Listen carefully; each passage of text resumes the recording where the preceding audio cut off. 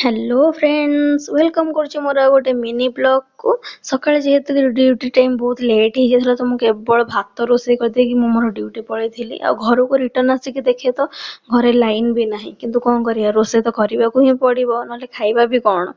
तो मु मोर ड्रेस एका चेंज कर दे कि किचन को पळै आस्थिले रोसे करिया पे आ ता भितर हम सारंकर कॉल आसी जाइतिला कि मो पे टिके पोटल आलू भाजी दे आ ता साथरे टिके अंडा आमलेट भी करि दे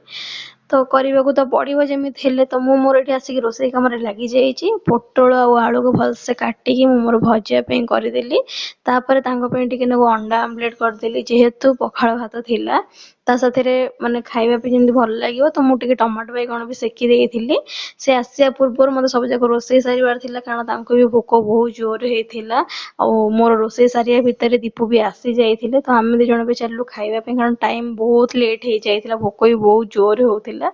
जदि वीडियो भल